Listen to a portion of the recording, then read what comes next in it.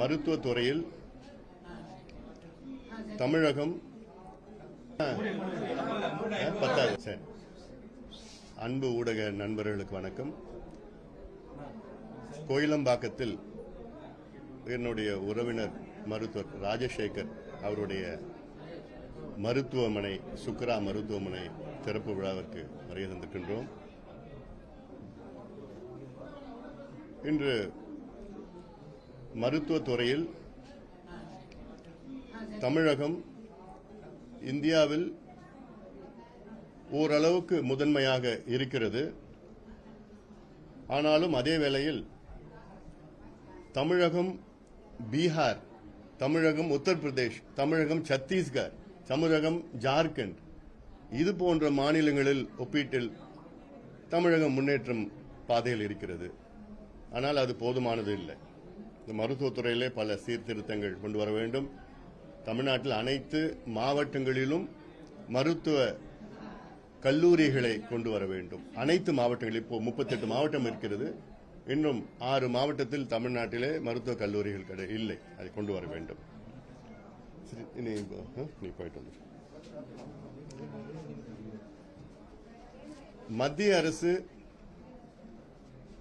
வருகின்ற மக்கள் தொகை கணக்கெடுப்பு நடத்துகின்ற பொழுது அதனுடன் ஜாதிவாரி கணக்கெடுப்பை நடத்துவோம் என்று அறிவித்திருக்கின்றார்கள்.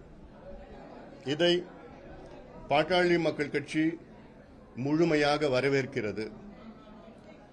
இந்த கோரிக்கையை எங்களுடைய மருத்துவர் ஐயா அவர்கள் 45 ஆண்டு காலமாக ஆயிரக்கணக்கான போராட்டங்களை நடத்தி ஆயிரக்கணக்கான கடிதங்கள், சந்திப்புகள், ஆர்ப்பாட்டங்கள், எத்தனையோ தொண்டர்கள் இதற்காக சிறைக்கு சென்றார்கள். மருத்துவர் ஐயா அவர்கள் கடந்த பிரதமர்கள் குறிப்பாக ராஜீவ்காந்தி அவர்களை பலமுறை சந்தித்தார். இதற்காக அதன் தொடர்ச்சியாக விபி சிங் அவர்களை சந்தித்தார். அதன் பிறகு வாஜ்பாய் அவர்களை பலமுறை சந்தித்தார். அதன் பிறகு மன்மோகன் சிங் அவர்களை பலமுறை சந்தித்தார்.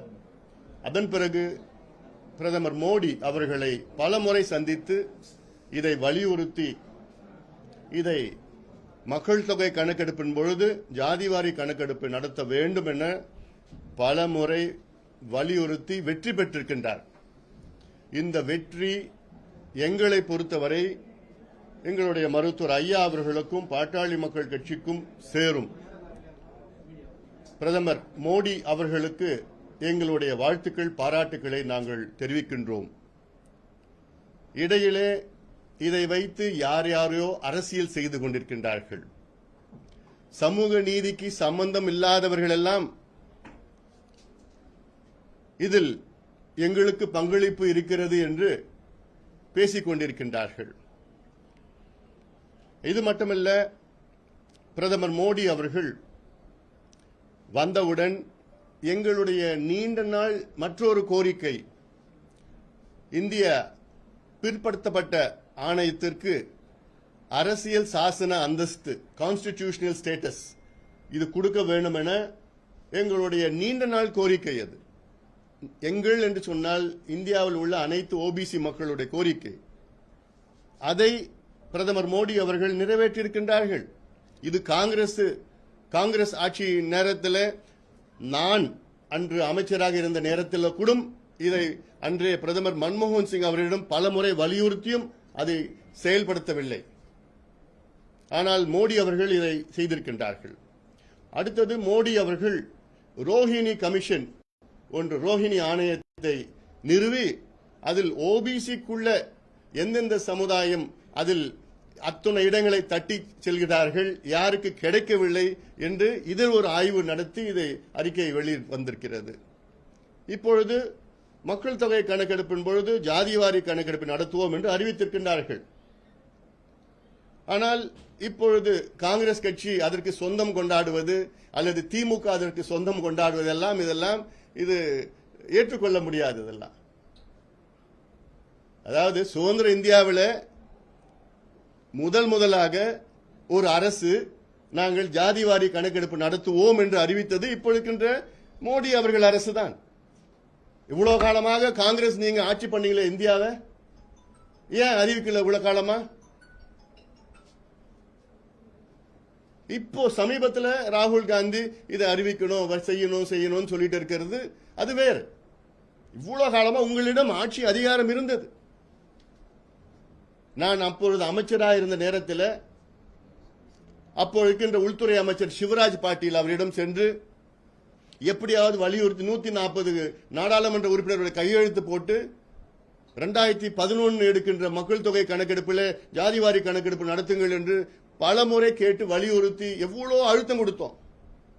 அதன் பிறகு அதை ஏற்றுக்கொண்டு கடைசியாக அது சோசியல் அண்ட் எக்கனாமிக் சர்வேன்னு மாத்திட்டாங்க.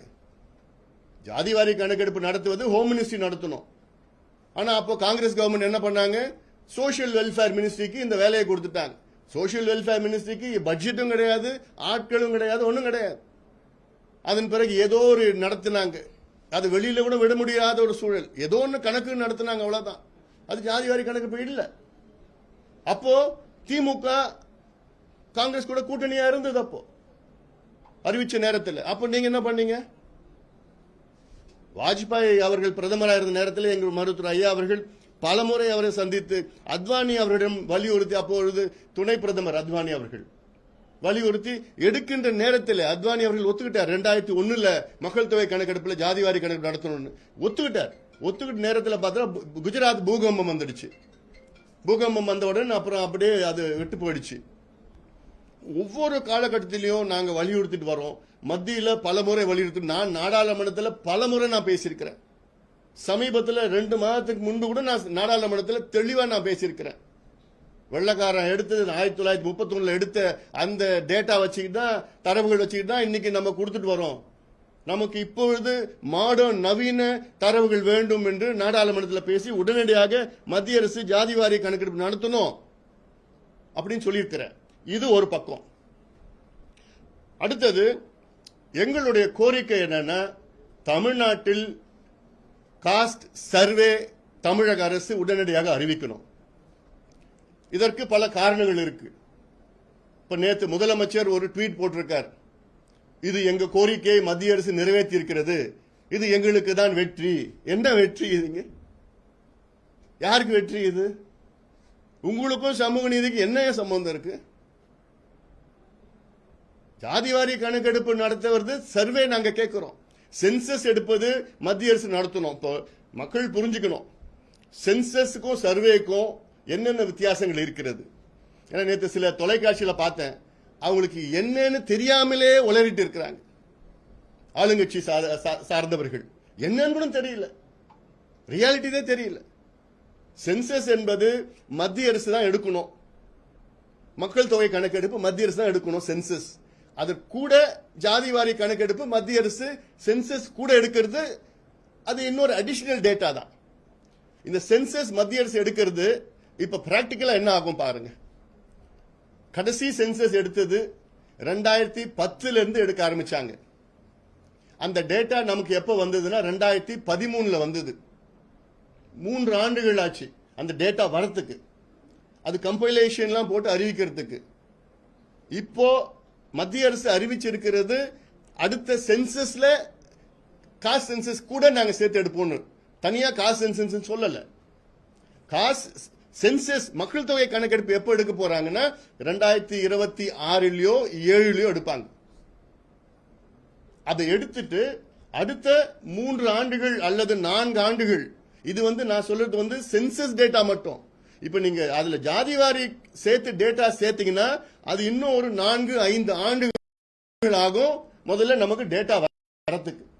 ஏன்னா இது 145 கோடி மக்கள் சார்ந்த ஒரு விஷயம்.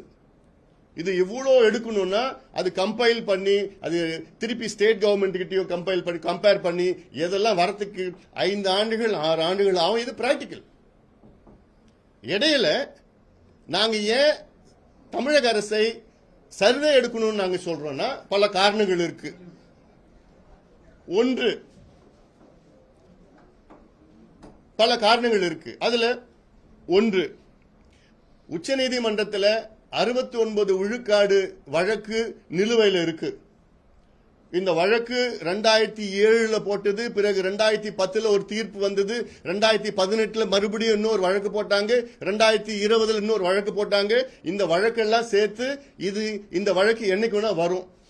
உச்சநீதிமன்றம் நீதிபதிகள் கேட்கறது, தமிழ்நாட்டில் டேட்டா இருக்கா, 69 விழுக்காடு மக்கள் பிசி, எம்பிசி, எஸ்சி, எஸ்டி இருக்கிறாங்களா, நியாயப்படுத்துங்கன்னு சொல்லியிருக்கிறாங்க. இந்த வழக்கு என்னைக்கு வேணா வரும். நீங்க இல்ல மத்திய அரசு எடுக்கிறாங்க சொன்னா, மத்திய அரசு எடுக்கிறதுக்கு எப்படியாவது 3, 4, 5, 6 ஆண்டுகள் கூட ஆகலாம். இது பிராக்டிக்கல் இஷ்யூ. இடையில கேஸ் வந்துருச்சுன்னா இதை ரத்து பண்ணிடுவாங்க, 69 விழுக்காடு ரத்து பண்ணிடுவாங்க. இது ஒண்ணு. ரெண்டாவது, நான் சொல்றது மிக முக்கியமானது. ஏன் தமிழக அரசு சர்வே எடுக்கணும், காஸ்ட் சர்வே எடுக்கணும்? Under the 2008 Indian statistical act. இப்போ நாடாளுமன்றத்தில் ஒரு சட்டம் நிறைவேற்றுறாங்க. எதுக்கு இந்த சட்டத்தை கொடுக்கறாங்க? கணக்கெடுப்பு சட்டம். கணக்கெடுப்பு சட்டம்னா நீ மாநில அரசு, மத்திய அரசு, உள்ளாட்சி பிரதிநிதிகள், பஞ்சாயத்து தலைவர்களும் அந்த இந்தியன் ஸ்டாட்டிஸ்டிக்கல் ஆக்ட் 2008 படி எல்லாம் கணக்கெடுப்பு நடத்தலாம், டேட்டா வாங்கலாம். ஒரு பஞ்சாயத்து தலைவர் அவங்க பஞ்சாயத்துல எத்தனை வீடு இருக்கு, எத்தனை வீட்டுல யார் யார் இருக்கிறாங்க, அதுல அரசு வேலையில் இருக்காங்களா, இல்ல அவங்க குடிசையில வாழறாங்களா, அவங்களுக்கு எத்தனை ஏக்கர் இருக்கு, இல்ல அவங்க வீட்டுல கழிப்பறைகள் இருக்கா, மின்சாரம் இருக்கா, சாக்கடை இருக்கா, எத்தனை பேர் படிச்சிருக்காங்க, எத்தனை பட்டதாரிகள், முதல் பட்டதாரி, இதெல்லாமே ஒரு பஞ்சாயத்து தலைவர் கூட எடுக்கலாம். ஆனா தமிழ்நாட்டில் நம்ம முதலமைச்சர் எடுக்கிறதுக்கு மனசு இல்லை அவருக்கு. ஏன் எடுக்க மாட்டீங்க? ஏன் உங்களுக்கு விருப்பம் இல்லையா? தமிழ்நாட்டில் என்னென்ன மக்கள் எந்த நிலையில் இருக்கிறாங்கன்னு தெரியறதுக்கு உங்களுக்கு விருப்பம் இல்லையா? ஒரு நல்ல ஆட்சி செய்கின்றவர் முதலமைச்சரை யார் அந்த நாற்காலியில் உட்கார்ந்தாலும் அவங்க என்ன முதல்ல மனசுல வரணும், ஓ தமிழ்நாட்டில் இவ்வளவு மக்கள் இருக்கிறாங்க, இந்த மக்கள் என்ன நிலையில் இருக்கிறாங்கன்னு தெரிஞ்சாதானே நான் அவருக்கு ஏற்ற திட்டங்கள் கொடுக்க முடியும். ஒரு உதாரணம் நான் சொல்றேன். தமிழ்நாட்டில் 114 பிரிவுகள் எஸ்சி, எஸ்டியில் இருக்கு தமிழ்நாட்டில். அந்த 114ல 36 பிரிவுகள் மலைவாழ் மக்கள் எஸ்டியில் இருக்கிறாங்க தமிழ்நாட்டில் மட்டும். மீதி இருக்கிற 78 பிரிவுகள் எஸ்சியில் இருக்கிறாங்க. தாழ்த்தப்பட்ட பட்டியலின மக்கள்ல 78 பிரிவுகள் இருக்கிறாங்க. இது ரெண்டு சேர்த்து தான் எஸ்டி, எஸ்டி, எஸ்சி, எஸ்டி. இதுக்கு தமிழ்நாட்டில் 19 விழுக்காடு இடஒதுக்கீடு, 18+1. இப்போ நல்ல நிர்வாகி என்ன செய்யணும்? எஸ்சி, எஸ்டிக்கு நாங்க 19 விழுக்காடு இடஒதுக்கீடு கொடுக்கிறோம். இந்த இடங்கள், இந்த கல்வியோ, இந்த வேலை வாய்ப்போ, இந்த 114 பிரிவுகளுக்குள்ள யார் அதிகமா எடுத்துட்டு போறாங்க, யாருக்கு கிடைக்கல, யாருக்கு குறைவா கிடைக்குது, இந்த டேட்டா வேணுமா வேணாமா? இந்த டேட்டா வச்சாதான் அது யாருக்கு கிடைக்காத மக்களுக்கு கிடைக்க வைக்கணும். அதுதான் டேட்டா வேணும், அதுக்கு தான் சர்வே வேணும். இது மொத்தத்தில் தமிழ்நாட்டில் 377 சமுதாயங்கள் இடஒதுக்கீட்டை அனுபவித்துக் கொண்டிருக்கின்றார்கள். 69 விழுக்காடு இடஒதுக்கீட்டை 377 சமுதாயங்கள் அனுபவித்துக் கொண்டிருக்கின்றார்கள். அந்த 377 சமுதாயங்களுக்காக கூட இதுல எந்தெந்த சமுதாயம் எல்லா இடத்தையும் தட்டிட்டு போறாங்க, யாருக்கு கிடைக்கல. இப்ப மலை குறவர்கள் இருக்கிறாங்க, அவங்க எவ்வளவு பேர் இருக்கிறாங்க யாருக்காவது தெரியுமா? என்ன நிலையில இருக்கிறாங்க தெரியுமா? அதுல யாராவது படிச்சிருக்கிறாங்கன்னு தெரியுமா? அப்ப இந்த டேட்டா எல்லாம் முதலமைச்சருக்கு தெரியறதுக்கு அவசியம் இல்லையா, விருப்பம் இல்லையா? அதனாலதான் சொல்றாங்க சர்வே எடுங்க. சர்வே எடுத்து எஸ்சி, எஸ்டில நீங்க இன்னும் கொஞ்சம் உள்ஒதுக்கீடு கொடுங்க. கிடைக்காதவங்களுக்கு நீங்க இப்ப அருந்ததியருக்கு 3 விழுக்காடு கொடுக்கறீங்க. அருந்ததியர் ஒரு பிரிவு, தனி பிரிவு, ஆதி திராவிடர்கள் ஒரு பிரிவு, தேவேந்திர குல வேளாளர் ஒரு பிரிவு, 3 பெரிய பிரிவுகள். ஆனா அவங்களுக்குள்ள இருக்கிற பிரிவுகள் எவ்வளவு இருக்கு?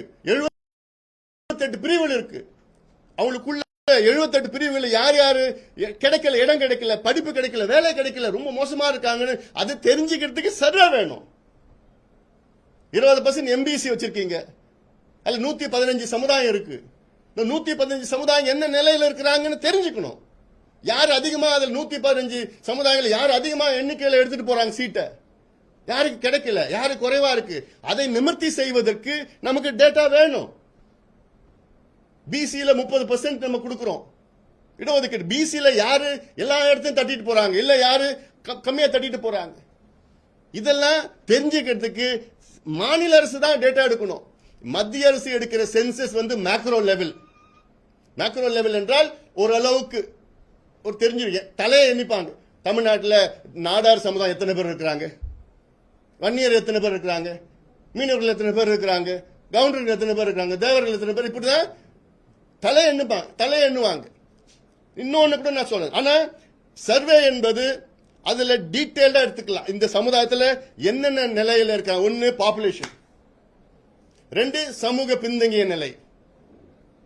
இது ரெண்டும் எக்ஸ்ட்ராபுலேட் பண்ணாதான் நமக்கு உண்மையான நிலை கிடைக்கும். இதுதான் உச்சநீதிமன்றமும் உயர்நீதிமன்றமும் விரும்புறாங்க. சும்மா மக்கள் தொகை இவ்வளவு இருக்கிறாங்க, இவ்வளவு இடஒதுக்கீடு கொடுக்கணும் அப்படின்னு கோர்ட்ல நீதிமன்றத்தில் ஏத்துக்கிறதுக்கு இல்ல.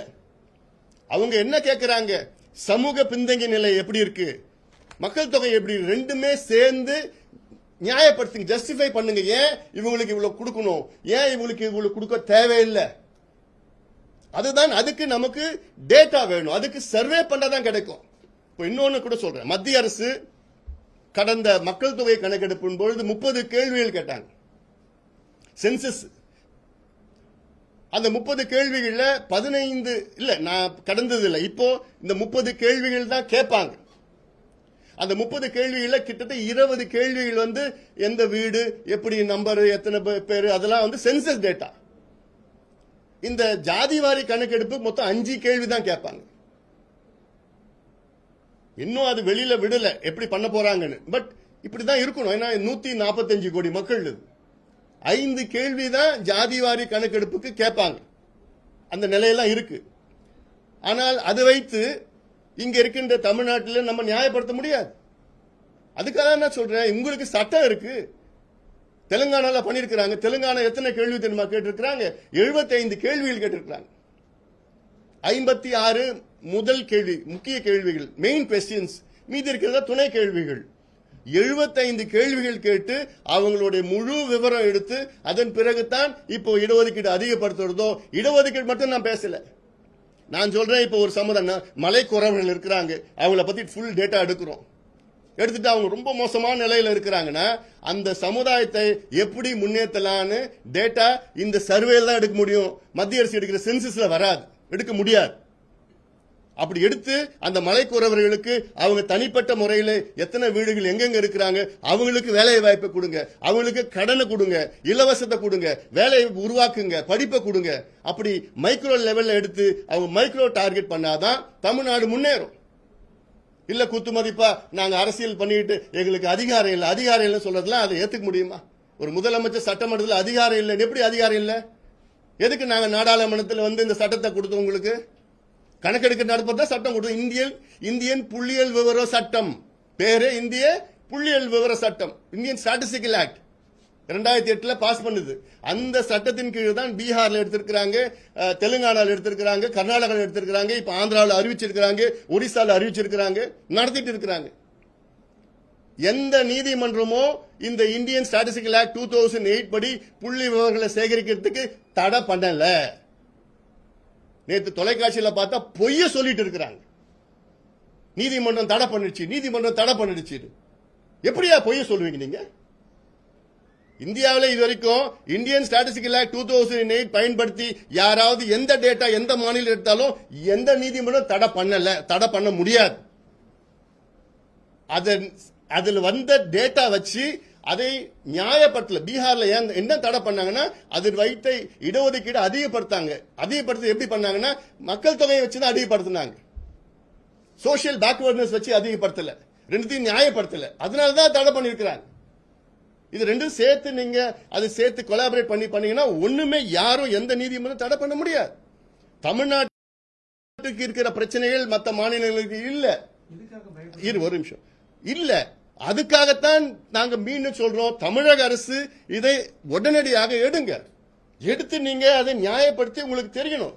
மீனவர் சமுதாயம் எத்தனை பேர் இருக்கிறாங்க, என்ன நிலையில இருக்கிறாங்க, அவங்களுக்கு வீடு இருக்குதா, போட் இருக்குதா, இப்படி எல்லாம் சேர்ந்து எல்லாம் இப்ப எம்பிசில உள்ஒதுக்கீடு கொடுக்கணும்னா இந்த சர்வே தான் பண்ண முடியும். பிசில நீங்க உள்ஒதுக்கீடு கொடுக்கணும்னா சர்வே பண்ணணும். ஏன் எஸ்சியில நீங்க இன்னும் உள்ஒதுக்கீடு கொடுங்க. நீங்க அருந்ததியருக்கு நீங்க உள்ஒதுக்கீடு கொடுத்து அது கிராஸ் லெவல், மேக்ரோ லெவல்ல. அதுக்குள்ள நீங்க எத்தனையோ பிரிவுகள் இருக்கு. அவங்களுக்கு நீங்க உள்ஒதுக்கீடு கொடுக்கணும்னா நீங்க சர்வே தான் பண்ணணும். சென்சஸ் வச்சு ஒன்றும் பண்ண அது மாதிரி டேட்டா கிடைக்க போறது கிடையாது அதுல.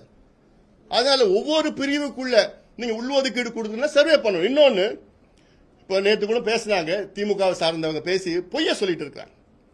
அதாவது சுதந்திர இந்தியாவில் இது வரைக்கும் கணக்கெடுப்பு நடத்தல. கணக்கெடுப்பு நடத்தாம நீங்க எப்படி நீங்க 30% தமிழ்நாட்டில் பிசி கொடுத்தீங்க? எப்படி தமிழ்நாட்டில் நீங்க எம்பிசி 20% கொடுத்தீங்க? எப்படி நீங்க தமிழ்நாட்டில் 3.5% இஸ்லாமியர்களுக்கு நீங்க கொடுத்தீங்க? எப்படி தமிழ்நாட்டில் நீங்க 3% அருந்ததியர்களுக்கு கொடுத்தீங்க? எந்த கணக்கெடுப்பு நடத்தீங்க? நீங்க எந்த டேட்டா வச்சு கொடுத்தீங்க? இந்த டேட்டாலாம் சட்டநாதன் கமிஷன் 69ல 70ல அவங்க கொடுத்த டேட்டா, எக்ஸ்ட்ராபுலேட் பண்ண டேட்டா. அதன் பிறகு அம்பாசங்கர் அவர்கள் 84 85ல டோர் டு டோர் எனுமரேஷன் பண்ண டேட்டா. அதன் பிறகு ஜனார்தன் அவர்கள் வந்து இதெல்லாம் சேர்த்து கலெக்ட் பண்ணி கொலேட் பண்ணி அதுக்கப்புறம் அவர் ரெக்கமெண்டேஷன் கொடுக்கிறார். அதை வச்சுதான், இந்த டேட்டா வச்சுதான் 20% எம்பிசி கொடுக்குறீங்க. அது கோர்ட் ஏத்துக்குச்சு, நீதிமன்றம் ஏத்துக்குச்சு. 10% அதுல வன்னியர்களுக்கு கொடுத்தா அதுல என்ன பிரச்சனை? அது ஏன் ஏத்துக்கல? 20% ஏத்துக்கிறீங்க, கோர்ட்டும் ஏத்துக்குச்சு, நீங்களும் ஏத்துக்கிறீங்க. அதே டேட்டா வச்சு வன்னியர்களுக்கு 10% கொடுத்தா அதையும் ஏத்துக்க மாட்டீங்க. அதே டேட்டா வச்சுக்கிட்டு அதே ஜனார்தன் ரெக்கமெண்டேஷன் 3.5% இஸ்லாமியர்கள் கொடுக்கிறாரு, அதை ஏத்துக்கிறீங்க.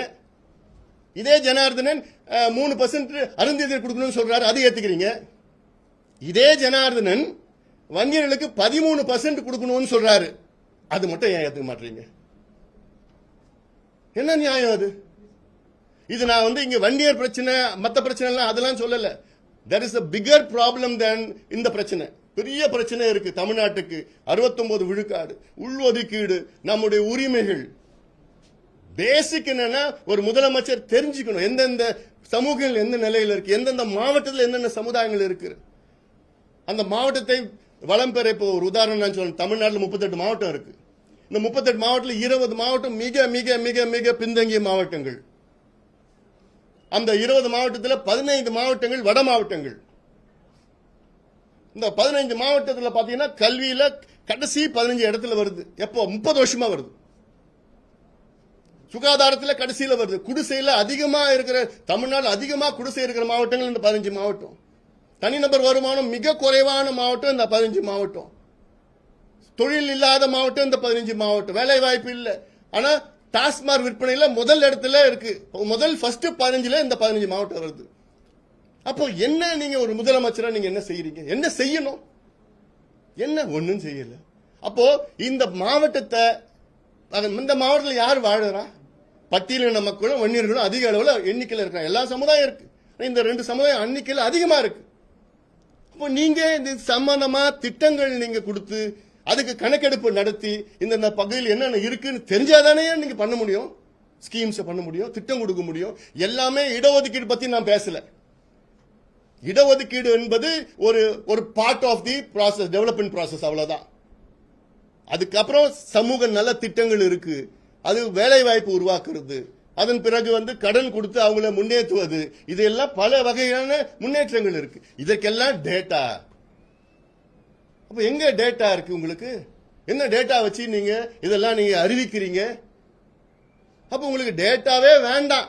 அப்ப நீங்க என்ன நிர்வாகம் பண்றீங்க டேட்டா இல்லாம? ஏன் பஸ்ல போய் இலவச பெண்களுக்கு பஸ்ன்னு சொன்னீங்க, அதுல நீங்க கணக்கெடுப்பு நடத்துறீங்கல்ல? எத்தனை பேர் எலிஜிபிள் கணக்கெடுப்பு நடத்துறீங்கல்ல? நீங்க எத்தனை பெண்கள் எலிஜிபிள் கணக்கெடுப்பு நடத்துறீங்கல்ல?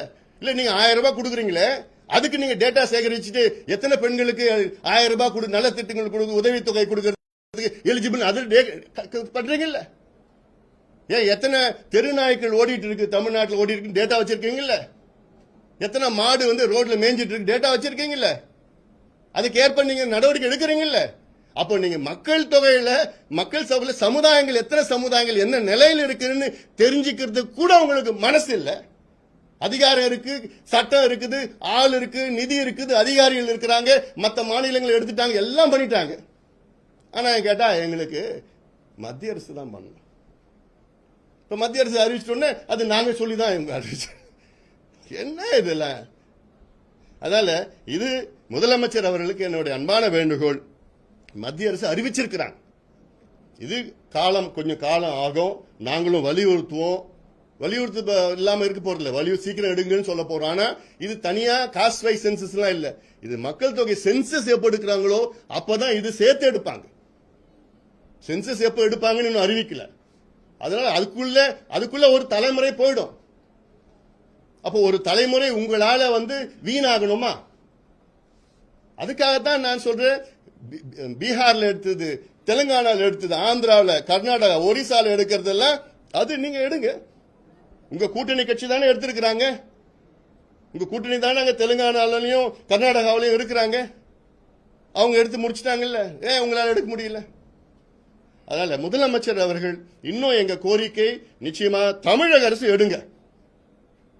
நீங்க சமூக நீதினு பேசுறீங்கல்ல, உண்மையிலே உங்களுக்கு சமூக நீதி மீது அக்கறை இருந்தால் தமிழ்நாட்டில் பட்டியலின மக்கள் உள்ளிட்ட எல்லா சமுதாயங்களும் என்ன நிலையில் இருக்கிறார்கள், அவர்களுக்கு என்ன தேவைகள் என்பது இந்தியன் ஸ்டாட்டிஸ்டிக்கல் ஆக்ட் 2008 படி சர்வே எடுத்து அதற்கேற்ப நலத்திட்டங்களோ இடஒதுக்கீடுகளோ வேற என்னென்ன வழிகளோ அவர்களை முன்னேற்றதற்கு அத்துணை நடவடிக்கைகளும் முதலமைச்சர் எடுக்கணும்னு நாங்க கேட்டுக்கோம்.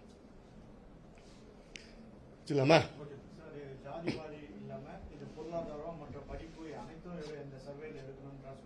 எல்லாமே நான் சொல்றது 75 கேள்விகள். மத்திய அரசு எடுத்தாலும் 5 கேள்வி தான் எடுப்பாங்க. ஒரு காலம் ஓபிசினா என்ன கம்யூனிட்டி, அதுல சப்காஸ்ட் என்ன, இதுதான் எடுப்பாங்க. தவிர அவங்களுக்கு என்ன அதுல எவ்வளவு வருமானம், வீடு இருக்குதா, முதல் பட்டதாரியா, குடிசை இருக்குதா, பாத்ரூம் இருக்குதா, அதெல்லாம் எடுக்க போறது இல்ல. ஜென்ரலா இது ஒரு கிராஸ் லெவல், மேக்ரோ லெவல் எடுப்பாங்க. ஆனா அது எடுக்கிறதும் இன்னும் கொஞ்சம் காலம் ஆகும். அதை எடுத்து கம்பைல் பண்ணி அதெல்லாம் போட்டு பண்றது. சென்சஸ் மட்டும் 3 வருஷம் ஆகுது. அது கூட காஸ்ட் சென்சஸ் எடுத்தாலே இன்னும் டைம் ஆகும். பிளஸ் அது கம்பைல் பண்ணி வரதுக்கு டைம் ஆயிடும். அதனால இது நாம உடனே எடுத்தது. இதுக்கு அப்புறம் ஏன்னா சுப்ரீம் கோர்ட்ல கேஸ் இருக்கு. இது முக்கியமானது. சுப்ரீம் கோர்ட்ல கேஸ் இருக்கிறப்போ நம்ம பாட்டு அப்படியே விட்டுட்டோம்னா அப்புறம் நம்ம 69 விழுக்காட்டு போய் அப்புறம் அதுவும் போயிட போகுது. மத்திய அமைச்சர் நேற்று பேசும்போது ஒரு விஷயம் சொல்லியிருக்காரு, மாநிலங்கள் தாங்களாகவே எடுத்துக்கொண்டால் சில குழப்பங்கள் குளறுபடிகள் ஏற்பட வாய்ப்பு இருக்கு. அதே மத்திய அமைச்சர் என்ன சொன்னார் தெரியுமா? சில மாநிலங்களை நல்லா எடுத்துக்கிறாங்க, சில மாநிலங்களை சரியா எடுக்கலன்னு சொல்லியிருக்கிறார். இது நீங்க இதை கேட்கணும்.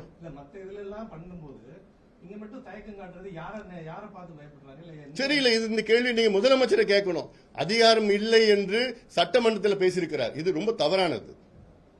தெலுங்கானால இதே சட்டம் தான், இந்தியாவுக்கே இந்த சட்டம் பொருந்தும். அந்த இந்தியாவுக்கு பொருந்துகிற சட்டத்தில் தெலுங்கானால எடுக்கிறாங்க, ஆந்திராவில் எடுக்க ஆரம்பிச்சுட்டாங்க, ஒரிசால எடுக்க ஆரம்பிச்சுட்டாங்க, கர்நாடகாவில் முடிச்சுட்டாங்க, பீகார்ல முடிச்சுட்டாங்க, இதே சட்டத்தின் கீழ். அப்போ இந்த சட்டம் தமிழ்நாடு பொருந்தாதா? தமிழ்நாட்டுக்கு இந்த சட்டம் தான் போறோம். அந்த சட்டத்தின் கீழ் தான் எடுங்க. தெலுங்கானால 75 கேள்விகள் கேட்டிருக்கிறாங்க. அப்போ டீடைல் தான் எடுக்கிறது அது. ஏன்னா நீங்க இவ்வளவு நாளுக்கு அப்புறம் எடுக்கிறீங்க. 1931 அப்புறம் இப்ப எடுக்கிறீங்க. கிட்டத்தட்ட 90-93 ஆண்டுகளுக்கு பிறகு இப்ப எடுக்கிறோம். அது எடுத்து நல்லா எடுத்து ஒழுங்கா எடுத்து இது இந்த டேட்டா வச்சுட்டு அடுத்த 50 ஆண்டுகள் இந்த டேட்டா வச்சுட்டு பண்ணணும். காங்கிரஸ் தலைவர் செல்வம் சொல்லியிருக்காரு 10 ஆண்டுகளாவே இல்லாம தேர்தல், பீகார் தேர்தல் அந்த நோக்கத்துக்காக பண்றீங்களா, புதுசா நானும் அப்படின்ற கேட்டிருக்காரு. அதாவது மோடி அரசு இது என்ன சொல்றேன். இப்ப என்ன இப்ப இவங்க இவ்வளவு நாள ஆண்டானுங்களே, தமிழ் இந்தியாவை ஆண்டாங்கல்ல, அப்பயும் அறிவிக்கல, பேருக்குன்னு ஒன்று அறிவிச்சுட்டு அப்புறம் அதை மாத்திட்டாங்கல்ல. கேள்வி கேட்கறேன்னா பதில் சொன்னா எப்படி வேணும் சொல்லிட்டு போலாம். நன்றி.